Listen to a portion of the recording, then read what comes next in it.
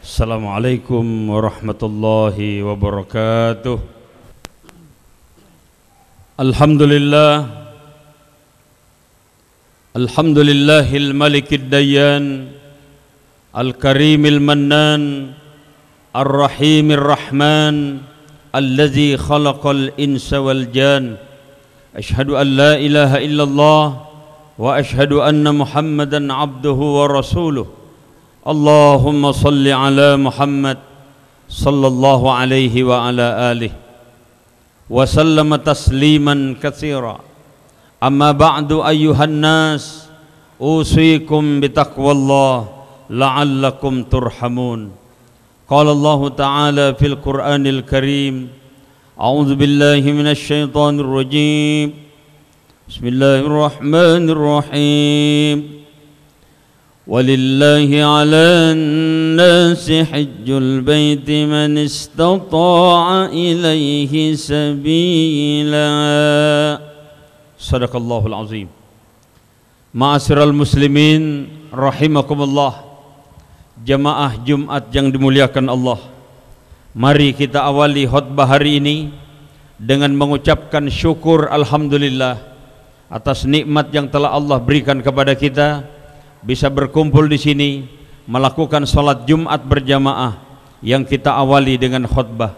Semoga apa yang kita kerjakan hari ini dan hari-hari ke depan diterima Allah Subhanahu wa taala semua kebaikan kita. Amin ya rabbal alamin. Salawat seiring salam kita sampaikan kepada junjungan Nabi besar kita Muhammad sallallahu alaihi wasallam, keluarganya, sahabatnya, dan seluruh pengikutnya yang istiqamah hatta yaumul qiyamah. Selaku khatib hari ini, saya mengajak mari kita tingkatkan iman dan takwa kita kepada Allah. Iman adalah satu keyakinan bahwa kita berasal dari Allah dan satu saat akan kembali kepada Allah, cepat atau lambat. Sebaliknya takwa kepada Allah bukan hanya sekedar melakukan yang diperintah, meninggalkan yang dicegah, tapi lebih dari itu adalah dimanapun kita berada merasa selalu diawasi oleh Allah Subhanahu wa ta'ala. Jamaah Jumat yang dimuliakan Allah, tadi sudah dibacakan oleh pembawa acara bahwa judul khutbah kita hari ini adalah renungan pelaksanaan haji dan korban. Sengaja ini kita pilih karena kita tahu bahwa saudara kita pada hari ini yang kebetulan diberikan oleh Allah kesempatan untuk melaksanakan haji, saat ini mereka telah bersiap-siap untuk menuju ke Arafah untuk melaksanakan wukuf besok insyaallah. Sementara kita juga beberapa hari ke depan akan melakukan penyembelihan hewan korban. Jamaah sekalian, di dalam pelaksanaan haji kita mengenal ada yang disebut wukuf. Wukuf ini adalah lambang kebersamaan. Ketika orang wukuf, atribut-atribut duniawi ditanggalkan. Yang namanya pangkat, yang namanya jabatan tanggal sementara, kita tinggalkan sementara. Yang dipakai adalah pakaian ihram. Ihram adalah lambang kebersamaan. Ketika orang melakukan ihram, ketika orang melakukan wukuf dengan berpakaian ihram, tidak ada lagi raja, tidak ada rakyat biasa, tidak ada lagi jenderal, tidak ada lagi kopral, semuanya sama di hadapan Allah. Kalau ada perbedaannya, itu karena ukuran ketakwaannya kepada Allah. Inna akramakum indallahi atqakum. Yang mulia di antara kamu di sisi Allah adalah yang paling takwa. Ketika orang wukuf di Arafah, wukuf yang berarti berhenti untuk melakukan perenungan tentang siapa sebenarnya diri kita.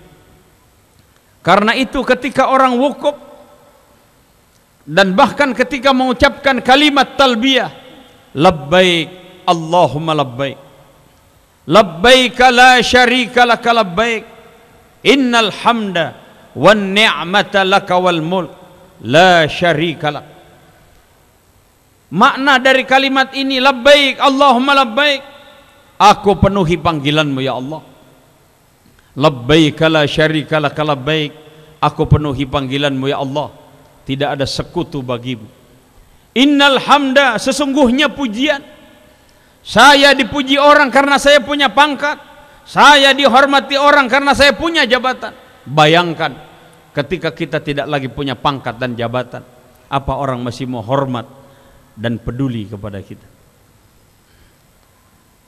Innal hamda, begitu juga nikmat, wa ni'mata, segala nikmat. Nikmat yang diberikan Allah kepada kita luar biasa.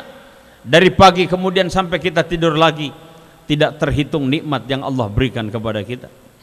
Allah hanya mengingatkan kepada kita, la in syakartum la azidannakum wa la in kafartum inna adzabi lasyadid. Kalau kamu bersyukur, maka aku tambah nikmat yang aku berikan.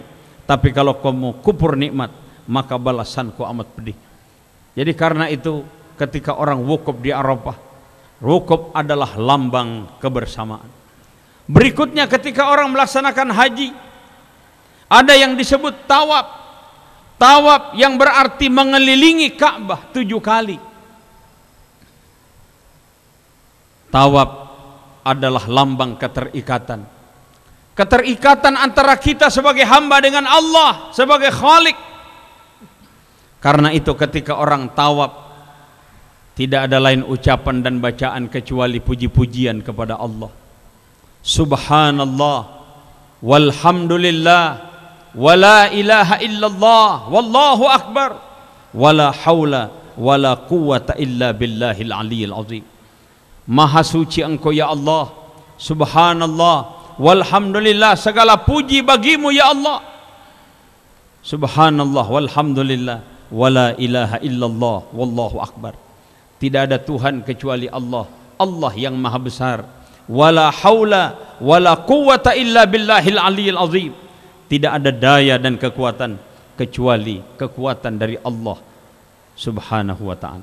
Jamaah sekalian, ketika orang tawaf, ketika orang sedang memuji kebesaran Allah, dan sesungguhnya ketika orang tawaf adalah sebagai wujud bahwa ketika orang berputar, ketika orang bekerja, ada saatnya dia berhenti. Putaran pertama dia berhenti pada putaran yang ketujuh itu.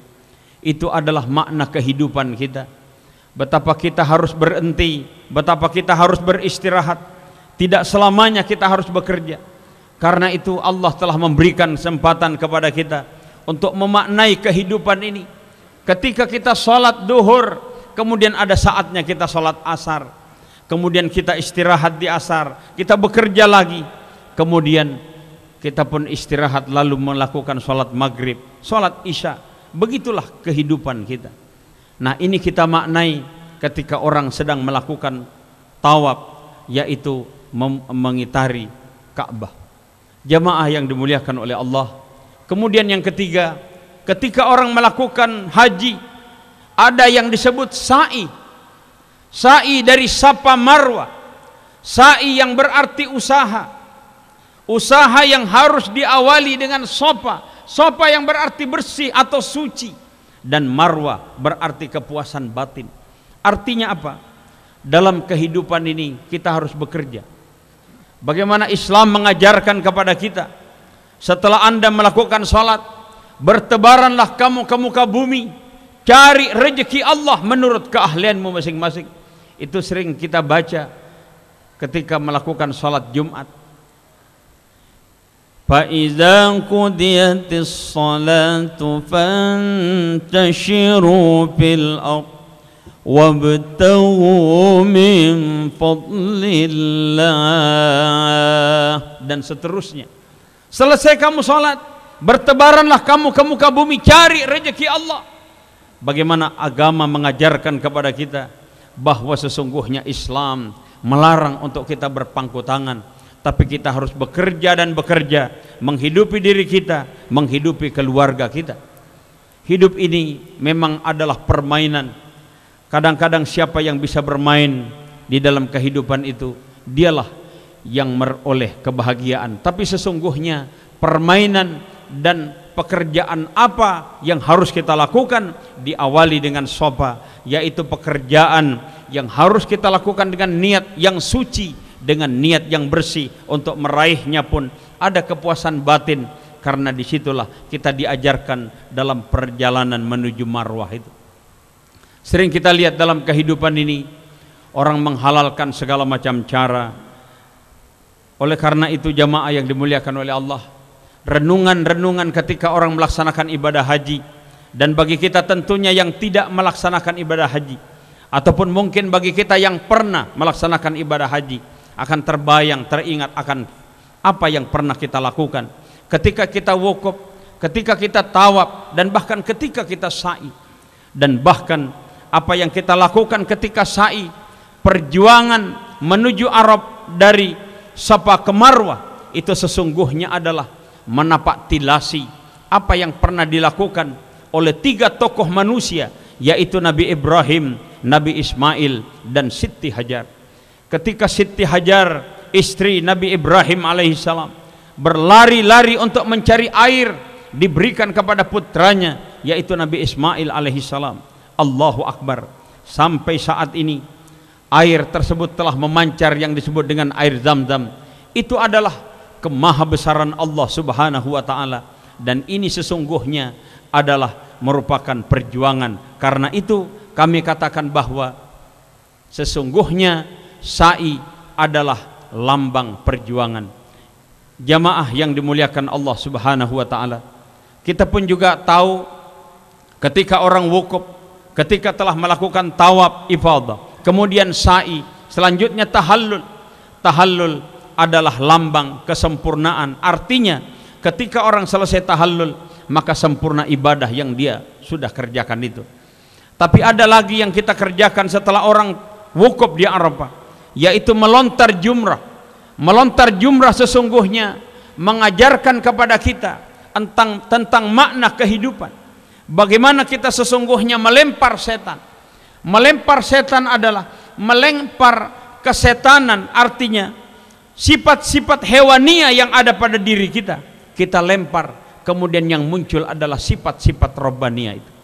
Karena itu jamaah yang dimuliakan oleh Allah, diabadikan ketika orang melontar jumrah. Ada jumratul ula, ada jumratul wusta, ada jumratul aqabah.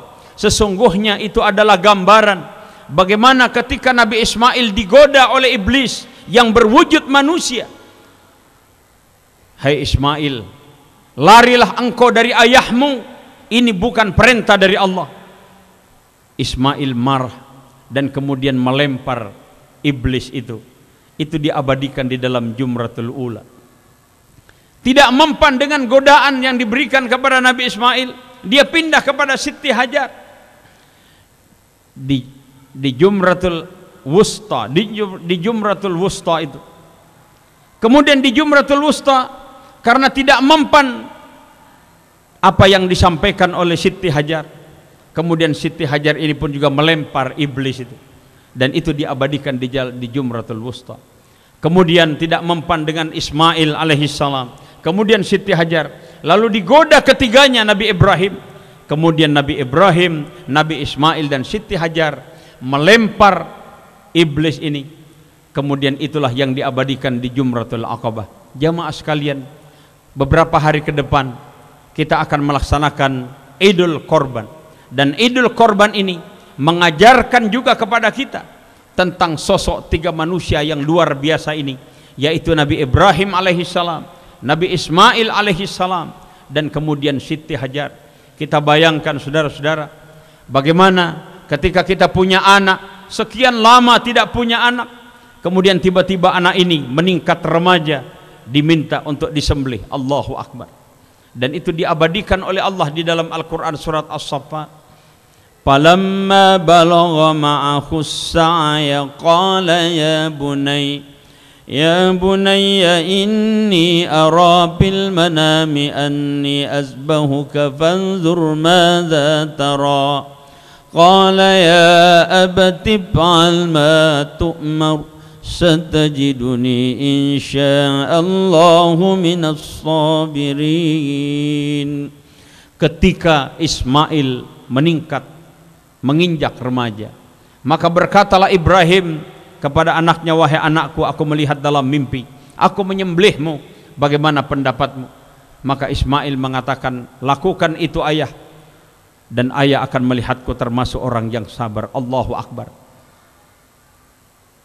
Karena itu kita yang diberikan oleh Allah kelebihan rezeki, maka kita dianjurkan untuk melaksanakan hewan korban, menyembelih hewan korban untuk satu kambing satu orang, dan kemudian 7 orang atau satu keluarga ini adalah 1 ekor sapi. Jamaah yang dimuliakan oleh Allah, sesungguhnya kita tidak disuruh untuk memotong atau menyembelih anak kita, tapi kita hanya disuruh untuk mengorbankan apa yang kita miliki untuk memberikan kepedulian terhadap orang lain. Karena sesungguhnya makna dari korban yang kita kerjakan itu mengandung 3 aspek. Yang pertama, di situ ada aspek tarbiyah, ada aspek pendidikan untuk melatih kita bagaimana jiwa kita untuk berkorban. Kemudian yang lebih penting adalah di situ ada aspek ibadah, bagaimana kita semakin mendekatkan diri kita kepada Allah Subhanahu wa taala. Dan itu pula lah yang dilakukan oleh Nabi Ibrahim sebagai bentuk syukurnya kepada Allah karena tidak jadi menyembelih putranya yaitu Ismail alaihissalam. Maka setiap tahun beliau melakukan penyembelihan hewan korban. Allahu Akbar. Mudah-mudahan jamaah yang dimuliakan oleh Allah, kita mampu melakukan renungan tentang pelaksanaan ibadah haji, dan tentunya kita berdoa semoga saudara-saudara kita yang tahun ini melaksanakan ibadah haji, mungkin di situ ada kawan kita, mungkin ada keluarga kita, mudah-mudahan Allah berikan kesehatan, berikan kekuatan lahir batin sehingga mereka ini dapat melaksanakan ibadah dengan baik dan kembali ke tanah air dengan meraih predikat haji mabrur atau hajjah mabrurah. Dan kemudian kepada kita yang belum berangkat, mudah-mudahan Allah memberikan kelapangan rezeki, insyaallah pada tahun-tahun yang akan datang Allah berikan kita kesempatan untuk bisa melakukan ibadah di Masjidil Haram di Makkah, dan kemudian ibadah di Masjid Nabawi di Madinah. Dan kepada saudara-saudara kita yang pernah, mudah-mudahan Allah berikan kesempatan lagi untuk dapat melakukannya lagi insyaallah. Mudah-mudahan Allah Subhanahu wa taala memberikan kepada kita kekuatan lahir batin, beberapa hari ke depan insyaallah kita dapat melakukan salat Idul Adha. Amin ya rabbal alamin.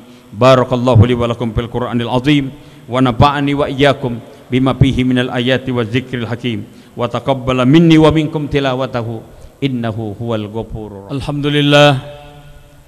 Alhamdulillah syukran ala ma an'am. Asyhadu an la ilaha illallah kama amara wa alzam, wa asyhadu anna Muhammadan abduhu wa rasuluh. Allahumma salli ala Muhammad sallallahu alaihi wa ala alihi wa sallama tasliman katsira. Amma ba'd, ayyuhan nas ittaqullaha haqqa tuqatih wa la tamutunna illa wa antum muslimun. Innallaha amarakum bi amrin bada'a fihi bi nafsihi wa sanna bi malaikatihi wa ayyaha bil mu'minina min ibadihi faqala azza min qail innallaha wa malaikatahu yusalluna 'alan nabi ya ayyuhalladzina amanu sallu 'alaihi wa sallimu taslima. Allahumma salli ala Muhammad wa ala ali Muhammad kama sallaita ala Ibrahim wa ala ali Ibrahim wa barik ala Muhammad wa ala ali Muhammad kama barakta ala Ibrahim wa ala ali Ibrahim fil alamin innaka Hamidum Majid. Wardallahumma an arba'atil khulafa'ir rasyidin Abi Bakr wa Umar wa Utsman wa Ali wa ala al-baqiyatis sahabati wat tabi'in wa alaina ma'ahum birahmatika ya arhamar rahimin. Allahumma ighfir lil muslimina wal muslimat wal mu'minina wal mu'minat al ahya'i minhum wal amwat innaka sami'un qaribun mujibud da'wat. Rabbana zalamna anfusana wa illam taghfir lana wa tarhamna lanakunanna minal khasirin. Allahumma ja'al hajjahum hajjan mabrura wa sa'yan mashkura wa dhanban maghfura wa amalan salihan maqbula wa tijaratan lan tabur ya alima ma fis sudur akhrijna ya Allah minadh dhulumati ilan nur. Rabbana atina fid dunya hasanah wa fil akhirati hasanah wa qina azabannar. Ibadallah, innallaha ya'muru bil 'adli wal ihsan wa ita'i dzil qurba wa yanha 'anil fahsya'i wal munkar wal baghi ya'idukum la'allakum tadhakkarun wa la dzikrullahi akbar.